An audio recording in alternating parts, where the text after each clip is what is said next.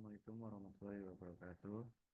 Di sini saya akan menjelaskan tentang tugas dari teori bahasa dan automata.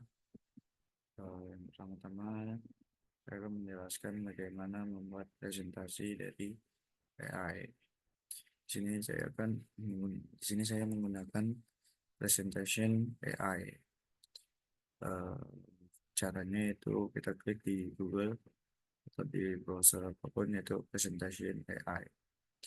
Kemudian kita cari yang di bawah sini itu Canva Presentation AI. Kemudian kita klik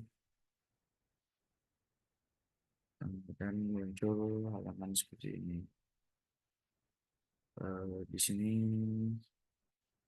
kita langsung saja buat presentasi.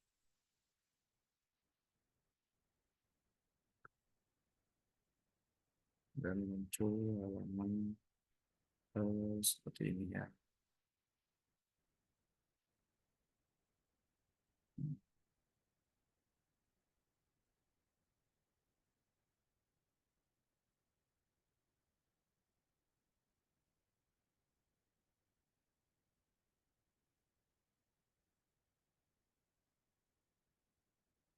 Dan setelah muncul halaman seperti ini, kita di menurut template ini kita memilih template yang akan kita gunakan. Dan setelah menggunakan template tersebut, uh, maka kita sudah bisa membuat presentasi dari AI. Dan mungkin seperti itu saja penjelasan untuk membuat presentasi dari AI.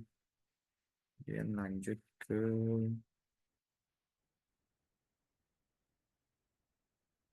PPT yang sudah jadi.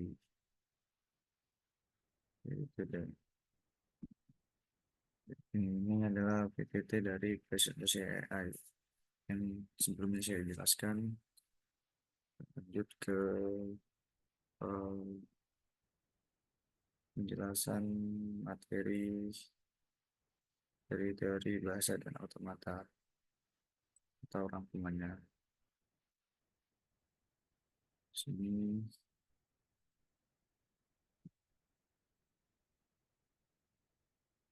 dari dan bab satu tentang pendahuluan teori bahasa membahas bahasa formula yang digunakan dalam perancangan kompilator dan pemrosesan naskah.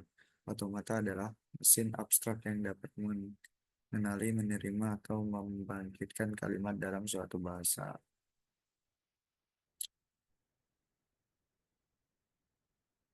Keduanya saling terkait dalam dua aspek, membangkit kalimat atau menghasilkan semua kalimat dalam bahasa, dan pengenalan kalimat atau menentukan apakah sebuah string termasuk dalam himpunan bahasa tersebut. Sejarah otomata 1930-an, Alan Turing mempelajari mesin abstrak untuk mendefinisikan batas kemampuan mesin komputasi, menghasilkan konsep mesin Turing. David Hilbert berupaya menciptakan algoritma otomatis untuk membuktikan matematika. Tetapi Gödel membuktikan melalui teori ketidaklengkapan bahwa algoritma tersebut tidak mungkin ada.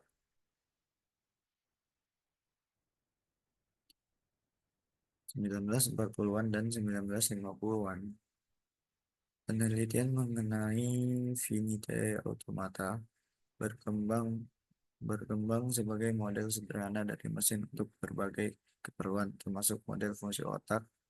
Noam Chomsky memulai kajian tata bahasa formal penting dalam desain kompiler. 1969, Stephen Cook memperluas studi Turing dengan membedakan antara problema yang dapat dipecah secara efisien dan yang intractable atau NP-hard.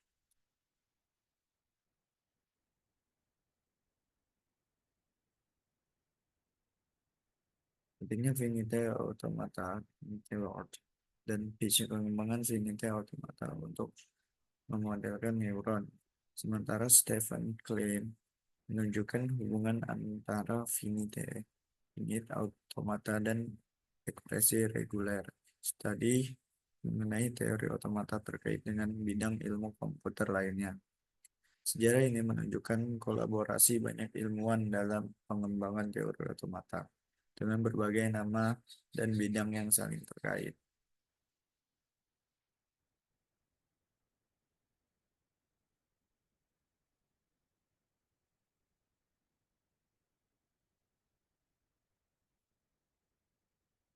Teori otomata teori bahasa program berperan penting dalam pemodelan komunikasi dan teknik rekayasa sistem. Beberapa aplikasi utama otomata hingga meliputi desain perilaku rangkaian digital, perangkat lunak untuk merancang rangkaian logika, komponen dalam komputer memecahkan teks input menjadi unit logis seperti identifier, keyboard, dan produksi. Pemindaian dokumen teks perangkat lunak untuk menemukan kesamaan kata dan frasa dalam koleksi teks besar. Pemeriksaan sistem dengan state sehingga misalnya protokol komunikasi untuk pertukaran informasi aman.